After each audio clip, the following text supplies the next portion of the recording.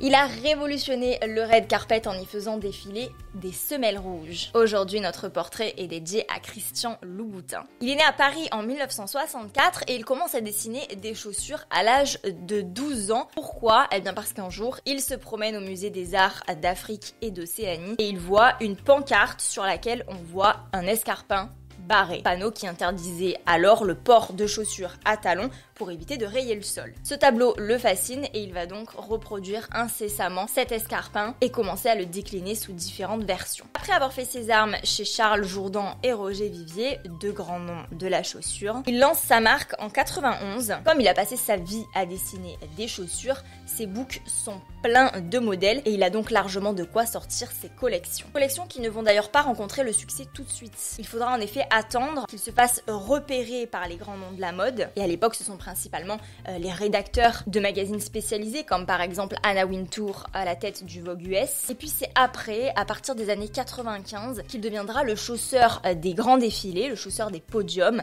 Donc il va travailler pour Jean-Paul Gaultier, Givenchy, Lanvin, Alexandre Vauthier ou encore Diane von Furstenberg. Alors lorsqu'on pense Christian Louboutin, on pense semelle rouge. C'est en effet, pour ceux qui ne le savent pas, sa marque de fabrique qui apparaîtra au fil des collections. Et cette idée de la semelle rouge, une idée originale, il l'a un jour en atelier alors que son assistante se peignait les ongles avec un vernis à ongles Chanel rouge. Et l'histoire raconte en fait qu'il aurait pris le vernis à ongles pour peindre la semelle de la chaussure en question. Et ce détail est depuis resté comme emblématique de la marque, même modèle déposé, puisqu'après de nombreux litiges judiciaires avec d'autres marques qui souhaitaient elles aussi parer leurs souliers d'une semelle rouge, eh bien en 2018, la Cour de justice de l'Union européenne a reconnu l'exclusivité des semelles rouges à Christian Louboutin. Le fait qu'il ait été d'abord chausseur des défilés puis chausseur des stars, ça a largement contribué à faire de Christian Louboutin la marque de chaussures emblématique du monde de la mode et même plutôt de la haute couture. En fait, ces chaussures, elles sont quasiment